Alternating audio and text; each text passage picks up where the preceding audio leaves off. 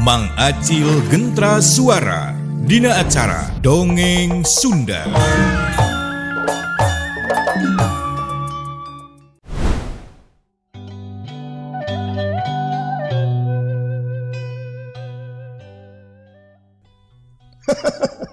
Alah teh, menikah gugu. Abang teh si nyai enak magis ancrup di jiwa seni eta. Sagala teh pikasirieun. Aya wae mun make seni eta.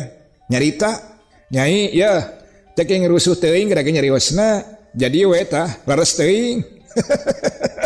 Alah eta mah. Sanes kitu Kang.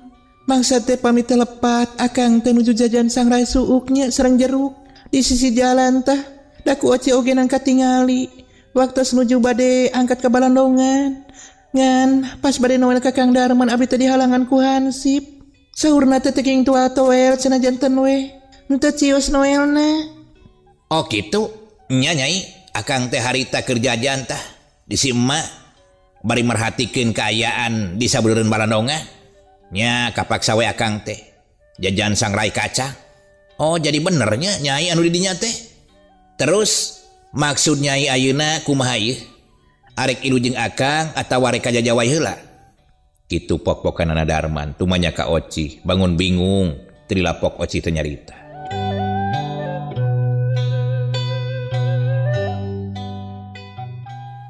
Ayeuna mah kumaha akang? Margi abdi diajar kana seni ibing ogenan. Salerosna mah bakat ningku hoyong milarian kulawargi. Nyaeta diri akang. Sugan jeung sugan bisa kapendaku cukang lantaran seni. Buktosna teh ta ayeuna penak pisan. Kitu teh Kang. Oh gitu. Nya syukur atuh nyai. Sabenerna mah akang ogenan hayang neangan kulawarga jeung hayang neangan anu geus ngabalukarkeun ka kulawarga urang jadi korban. Pokona mah akang teh can puas lamun seug can males pati ka jalma-jalma anu biadab jeung teu boga rasa kamanusaan. Kitu ceuk Darman. Kang Darman, ya apa tuh? Urang mangkat wae ti patempatan. Urang neangan pangreurehan bisi buriteun ieu. Jeung deui karunya ka si nyai diganu geus ripuh pisan tah. Malum tas magelaran meureun sapeting jeput. Ngadenge Ido nyarita kitu pok Darman teh nyarita ka Oci. Ari ceuk akang mah kieu nyai, urang teh bisi jadi bahan pertanyaan di lemur jajawai. Urang laporan we heula ka ditu.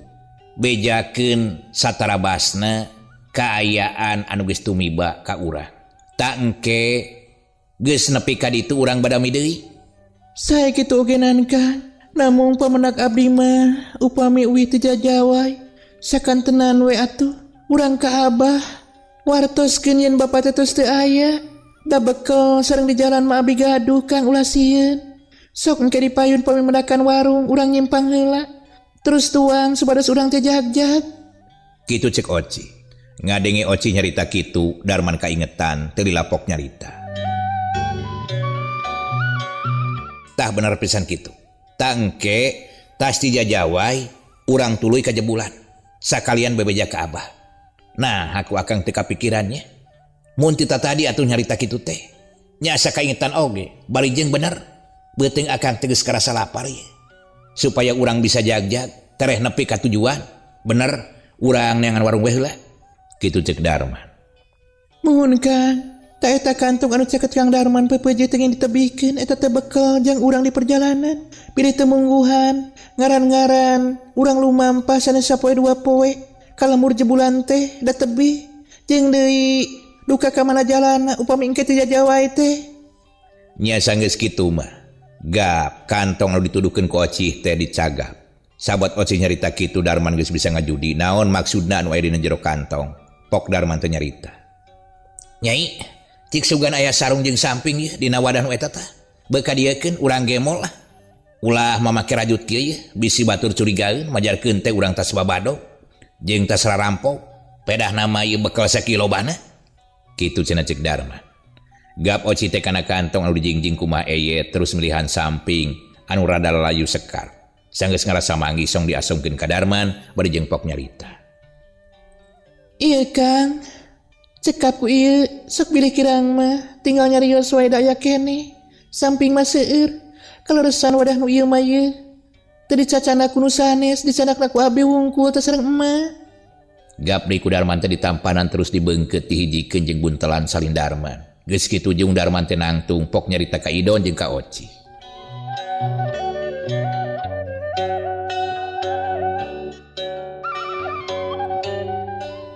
Hayu atuh, bisi kabur-burit manten, cilaka ke, lamun kapeutingan di leuweung mah. Bisi aya bancang pake anu sejen. Ke lamun mangi saung atawa tempat anu merenah, urang salat asar berjamaah heula. Yap, mana kantong anu kudu dibawa deui? Sakirana anu ulah dibawa mah keun wae lah. Tinggalkeun di dieu, susuganan wae anu mulung, bisa mangpaat keur batur. Kitu cek Darman.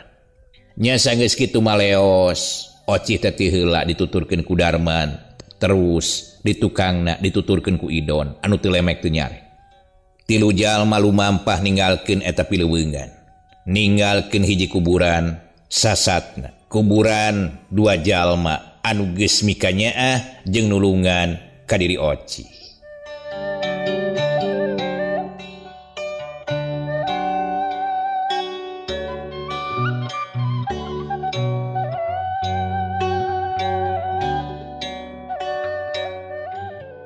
Tilu jalma lempang asruk-asrukan di leuweung. Geus kitu bras sarita teh ka tempat anu rada caang. Tayoh nama tempat anu sok ngararit ka eta leuweung. Beuki deukeut harita teh ka tungtung lembur. Sasatoan reang di sarada, adag-adag tongeret jeung manuk saeran, mani reang dina pucuk-pucuk awi anu aya di sabulureun eta leuweung. Manuk ungkut-ungkut jeung manuk kakapasan. Patemalan bangun mapagkeun kana datangna wanci. Harita ku Darman kacirieun di hareupeun teh aya saung anu kabeneran pisan caina ngocor tina pancuran. Pok Darman teh nyarita, alhamdulillah nyai, urang teh geus tepi ka tungtung lemur. Urang dari heula lah di saung itu tuh kabeneran geuningan sagigireunana teh aya cai, jadi teu jauh teh keur urang bebersih. Kitu cek Darman bari nyampeurkeun ka eta saung. Sanggeus aya di hareupeun saung, terus Darman teh alak irik heula. Anu kabeneran pisan eta saung teh rada gede meusan. Gek Darman teh diuk dina palupu. Kitu deui Oci jeung Idon. Sanggeus ngarasa cukup reureusna, kaselang kumangsana salat asar. Terus tiluanana teh ngalaksanakeun salat asar berjamaah. Sanggeus ngalaksanakeun kawajibanana, Darman jeung Oci kitu deui Idon terus dariuk. Trilapok Oci teh nyarita. Bari jeung ngabagikeun paneutupna ka Darman jeung ka Idon.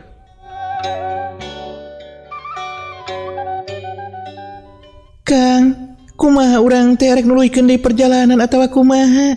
Bisi kapeutingan manten ari tos di lembur maleuheung we. Teu keung teuing. Kitu popokanana Oci bari jeung nangtung. Trilapok Darman teh ngajak ka Idon anu masih keneh diuk. Bener nyai. Hayu atuh Don. Urang mimitian lumampah deui bisi poekeun manten. Ngadenge Darman nyarita kitu, Idon anu keur ngahulang jeung nangtung terus nuturkeun ka Darman anu ti heula geus ngaleos kaluar ti eta saung. Kebat tiluanana lumampah. Serog ka jalan satapak anu kaciri ledug. Sabot keur leumpang kitu pok Idon teh nyarita ka Darman anu aya di hareupeunana. Tapi ka kieu nanya Kang lalampahan urang teh asruk-asrukan kareuma mapai-mapai jalan anu barala. Naik gunung turun gunung mipir gawir anu rarumpil. Kitu cenah cek Idon. Sabot Idon nyarita kitu Darman matongoy we leumpang teu malire kana caritaan Idon. Trilapok Oci teh mairan kana caritaan Idon. Ih, hari Kang Idon, sanes oge lalampahan upami teu kieu mah. Upami hoyong jalan-jalan mah tuh ka kota. Tos pasti arendah shopping ka ditu make mobil. Wayahna we meureunnan urang teh geus ditakdirkeun anak kieu. Akang jadi capek ku lalampahan. Komo tukang dongeng mah. Alah, teh nya bener-bener ieu mah. Si nyai teh nama tos janten jiwa seni tah. Janten babasana teh pikiraneun. Nya nya urang teh bisa jalan-jalan tah ningali pemandangan anu endah. Meureun kudu kieu Don lalakonna. Sagala rupa oge ari mungguh jalma madangan lalakon. Hirup kumuhna manusia nu aya di jagat pawenangan mah. Eueuh nu teu ngalalakon sagala ge. Ngan anu kaalaman poe teh meureunnan bakal jadi sajarah tah keur kahirupan urang. Sabab naon? Sabab poe isukna moal kaalaman deui. Jadi katineng dina kahirupan anu geus dilampahan. Boh renghapna, boh kiceupna, boh lengkahna. Kitu ta Don. Alah, lamun akang geus nyarita kitu sok asal nyap hati teh. Nah kitu Nya sosok manok pangharepan rasaan teh. Asa geus kapunggal, taya semangat. Sedih weh, sabab deket kana maot. Don, ari urusan maot mah eta mah rahasia pangeran. Beda deui merenjeng carita dongeng. Eta mah rahasiana tukang dongeng jeung rahasiana pangarang. Ari munguh jalma mah munguh manusia keuna ku babasan. Unur-unur dina batu saeran dina kiteja. Tadi pan seran marecet. Lain cek babasan Imadon. Kumaha cenah Kang? Ari umur matara tangtu pangeran tara bebeja. Tah lebah dieuna. Jadi urusan paeh mah teu meunang dihayang-hayang, teu meunang dimungmu. Titis tulis bagja awak, jodoh pati bagja cilaka eta mah urusan mantena. Kitu ta Don? Ya mudah-mudahan we urang teh kula lampahan saperti kieu teh. Dihareup teh geus aya kabagjaan tah anu bakal kasorang. Amin amin. Mudah-mudahan wae atuh. Sagala anu tumiba, sagala anu karandapan teh sing jadi hikmahna dina kahirupan urang. Kitu cenah cek Darman. Teu weleh-weleh bari leumpang ge. Galecok ngobrol nyaritakeun masalah lalampahan dina kahirupan.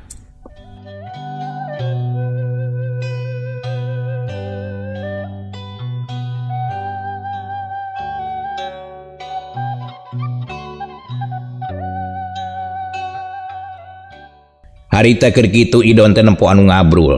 Langsung dua kliuk jiga anu keur aya di teangan. Pok Darman teh nyarita.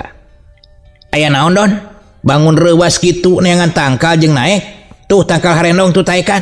Dasar borangan pisan ieu mah ku Bagong. Pira ge Bagong? Kelek we bawa naik. Cacap nyarita kitu. Jiga nama eta Bagong teh sok ngasruk kategalan anu dipiara kurang lemur. Brul beuki loba wae. Ngaliwat ka hareupeun Oci jeung Darman oge Idon. Darman luncat harita teh ka hareupeun Oci, bisa anu ngamuk pok ngagebah ka eta Bagong. Hiat, hus, hiah.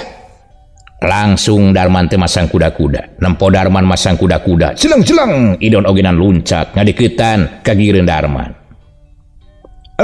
Alah yeuh, kade Kang. Alah, bisa anu bayangan ke. Aduh kumaha lamun ngamuk. Sok jagaan si Nyai. Ku Idon di bantuan ya. Kang, nah geningannya mani loba kitu ngabrul teh keur jalan-jalan kitu. Nah, tapi da teu marawa obor. Kudu nama bari pawai obor atuh. Ari ngabrul kitu mah nya.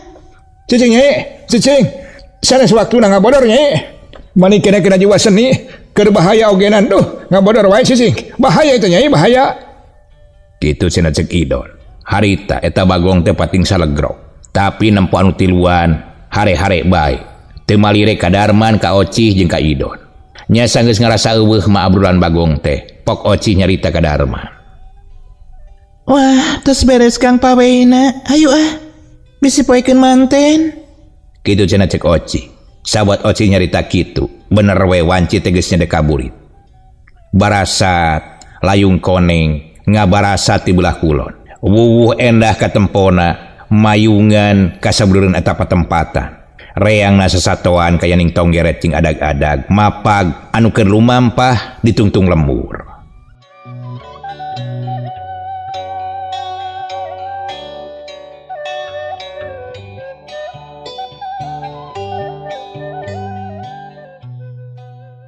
Sanggeus kitu, sanggeus leumpang rasa lila. Serog ka jalan anu rada lega. Jigana eta jalan teh jalan kampung.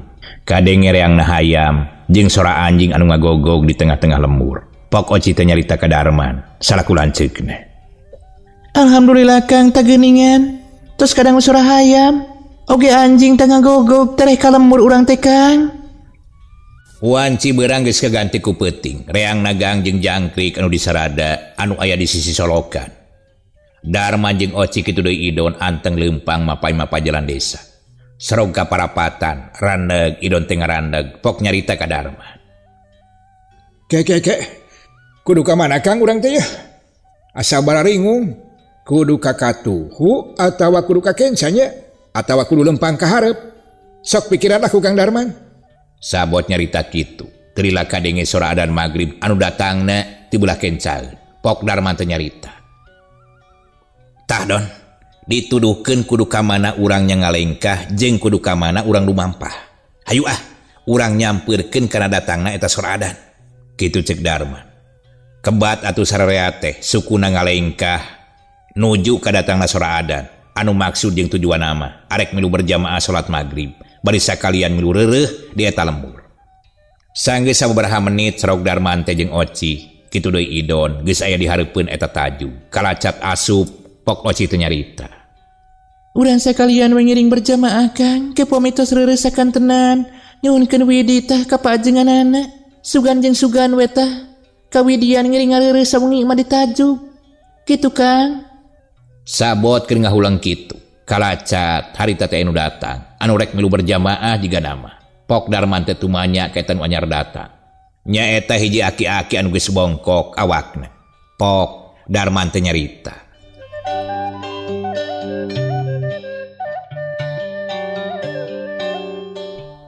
Punten sepuh, dupi tempat kanggo abdas palih mana?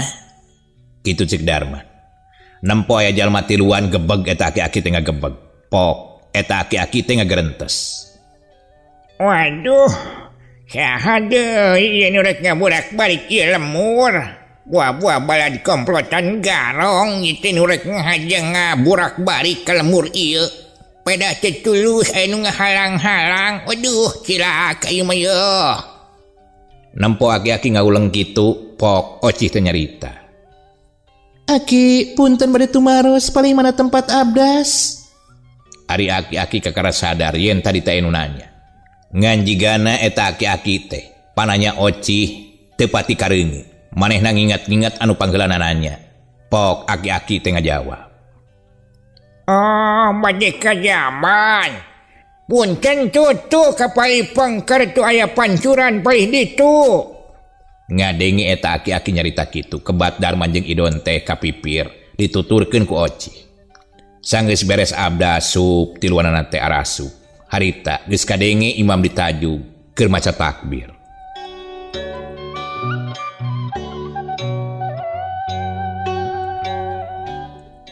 Sanggeus beres ngalaksanakeun salat berjamaah, Jung Darman teh kaluar. Terus diuk dina teras tajub, Pok Darman teh ngamimitian nyarita. Nyai, asa wawuh akang mah kana sora eta nu ngimaman teh. Tapi asa teu mungkin lamun Abah aya di ieu wewengkon. Puguh ogenan Kang manawi teh abi wungkul anu ngaraos asa-asa teh nguping kana suanten sareng lentongna eta nu ngimaman. Buah-buah muhunnya Abah anang Kang. Sabot keur uplek ngobrol kitu terojol aki-aki nu tadi teh nyarita. Sameme salat teh nerojol pok nanya deui ka Darma. Sudang ya, geus. Hampura aki teh lamun nyarita jeung aki mah kudu tarik, kudu katempo kunyemna aki mah. Ari ujang teh bade ka mana jeung rek saha eta nilik dina dangdanan mah jiga anu keur di satengahing perjalanan geuningan. Ngadenge pananya aki-aki kitu Darman mesem pok nyarita bari jeung rada tarik, hampir ditombokeun kana ceurina eta aki-aki. Sumuhun aki, kuring jeung adik kuring teh nuju aya di perjalanan. Lalampahan kuring teh jauh. Anu kalaresan kuring teh nyimpang ka ieu lemur. Kitu pok-pokan Darman. Sabot Darman nyarita kitu. Ti jero tajug aya nu ngadengekeun hiji pangawakan anu dadeganana hiji aki-aki tapi masih kene cangker make dangdanan sarua bodas. Horeng teh si mana horeng? Bener we anu kadenge ku Darman jeung Oci. Yen anu ngimaman di eta tajug teh nyaeta akina sorangan, nyaeta Abah Anang. Teu lila pok Abah Anang teh ngagerentes dina hatena. Nah, sora incu aing teh si Darman. Tapi teu mungkin incu aing aya ka lemur ieu mah yeuh. Kitu cenah cek Abah Anang. Sabot Abah Anang ngagerentes kitu pok Oci teh nyarita ka aki-aki anu nanya. Aki hapunten, boh bilih kasumpingan abdi tiluan teh ngajaheutkeun oge nimbulkeun kacurigaan, nilik dina kaayaan, oge merhatoskeun kana cariosan aki. Jika nu ngaraos kasienan, nah nuju aya kajantenan anu harengheng di lemur ieu aki. Kitu cek Oci. Ari aki-aki karah dangdak dengdek teu pararugu harita teh meureunan jigana. Caritaan Oci teh teu jelas kadengena ku aki-aki. Ari Abah Anang nu aya di jero ngadenge deui sora Oci. Pok Abah Anang teh nita ka Pak RT anu diuk digigireun Bah Ana. Punten ieu teh Pak RT. Jiga-jiga aya tamu tuh disaluareun tajuk. Cik tingali sok piwarang kalebet we atuh. Nya sanggeus kitu mah Pak RT teh terus meruka luar. Ek nepungan katilu semah anu dituduhkeun ku Abah Ana.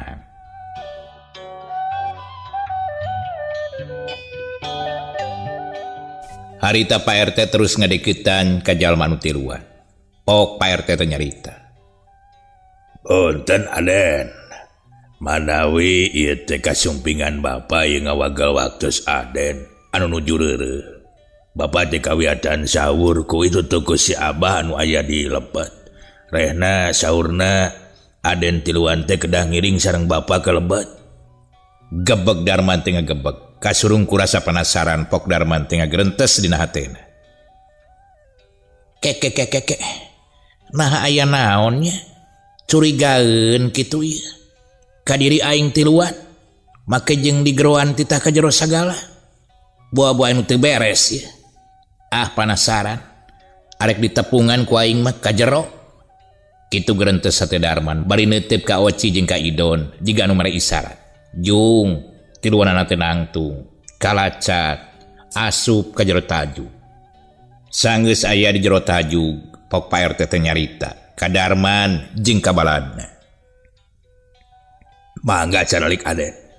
Da ieu Abah anu nuju ngiring reureuh dieu tajuk teh. Kitu pok-pokanana Pak RT. Gek diuk igireun Abah Ana. Sanggeus dariuk Pok Darman teh nyarita. Hapunten ajengan.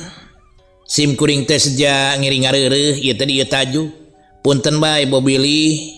Tadi cariosan sim kuring teh sareng pun Adi ngaganggu. Aduh punten pisah.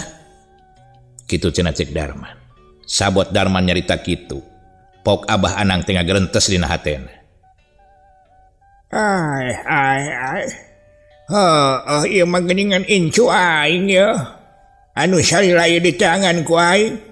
Darman jeung Oci. Ke jeung saha atuh eta lalaki hiji deui teh? Kitu cek gerentesna hati Abah Ana.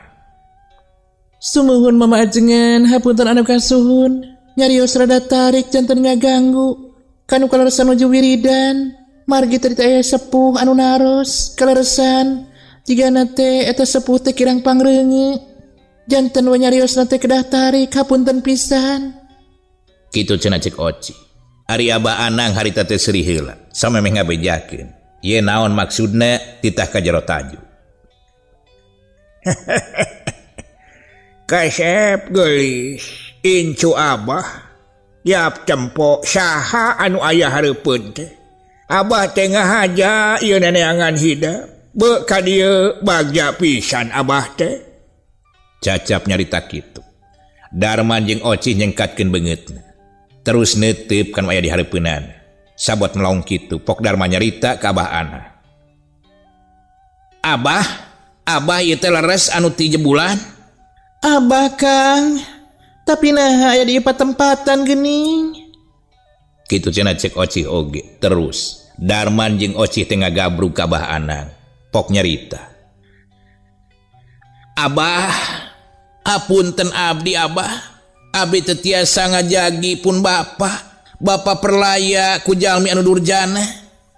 Kitu cek Darman terus ngagukuk ceurik dina lahunan Abah Ana. Leres Abah. Oci ge hapuntenna. Dugikeun ka ayeuna teh teu terang nasibna Ma Iwin. Oge saurna teh pun Bapa palastra. Duka kumaha tak mage nasibna Abah. Nempo Oci jeung Darman ngagukuk dina lahunan Abah Anang. Sakabe anu araya di jero taju kabawakeun langsa. Komo Pak RT rada hulang-hulang teu pararugu sabab asa aneh. Sabab nempo Abah Anang ujug-ujug loma jeung jelema anu tiluan. Kutaan teh kitu nya eta lalampahan. Deng teuing. Meureunnan anu diteteanganana teh ku si Abah teh. Ayeuna panggih. Dasar ku pangresamanten ari geus kudu ditepungkeun mah jeung kulawarga geuning tepung be. Bagja. Tapi disagedengan ti eta kuring ge ilung ngahelas. Geus kabayangkeun kaayaan anu keur maruruh aprak-aprakan supaya bisa tepung jeung kulawarga. Kitu cek Pak RT ngagerentes dina hatena. Sabot keur nyacapkeun ka sono harita teh kaselang ku datangna waktu Isya. Pok Abah Anang teh nyarita ka Pak RT nita ada. Alhamdulillah Yujang RT. Sok adan kadinya tuh geus waktuna ya urang teu ngalaksanakeun salat Isya. Kasep geulis urang berjamaah heula. Kitu cenah cek Abah Anang. Nya sanggeus kitu mah sarea teh ngalaksanakeun salat Isya berjamaah. Sakumaha mistina.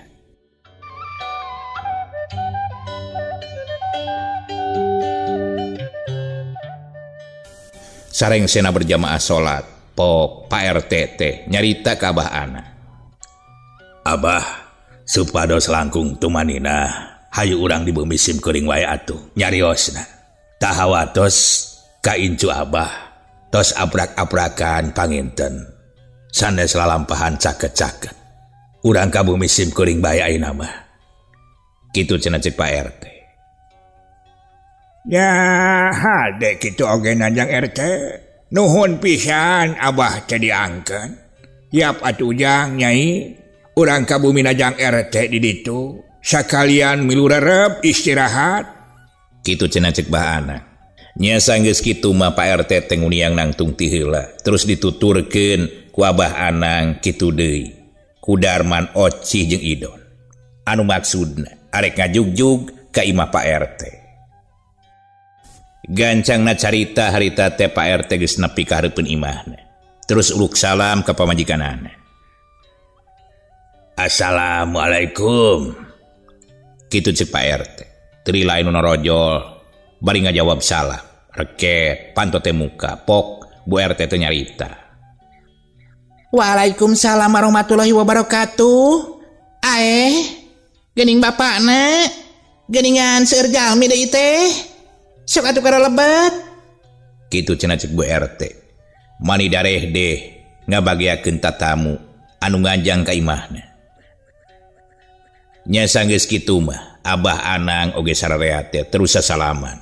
Cungcong ka Bu RT. Duh, mending ngaraos bingah ieu. Pamika sumpingan tamu anu sakieu someahna teh keur kasep sareng gareulis teh. Kesa kada patunya? Ibi bade ka dapur heula. Leo sarita teh Bu RT ka dapur. Trila torojol deui berjeng nanggeui baki anu dieusi ku gelas jeung cain tehan dibarengan ku rupa-rupa dahareun. Pok Bu RT teh nyarita. Sok-sok kadinya dilaleueut. Teu kenging isin-isin di dieu mah yeuh. Mung bayana we da saaya-aya. Dupi nyai teh saha yeuh sareng Ujang? Kitu cenah cek Bu RT bangun penasaran pisan. Nanya ka Oci jeung ka Darma. Ari ibu nakalaka diajak wae nyarita. Sok kapawon heula ka ditu karunya eta si Nyai jeung si Ujang tah. Tas perjalanan jauh, bisi hayang ngendahar atawa naon siapkeun bae. Kae geus dahar istirahat. Kitu cenah cek Pak RT. Nyari geus kitu mah kebat we. Bu RT teh gancang ka pawon. Sok sanajan manehna ngarasa penasaran hayang nyaho dongengna. Saha nu jadi semahna anu dibawa ku salakina teh. Terus we geus aya di pawon maka prak-keprek. Nyadiakeun keur ngajamu ka tatamu.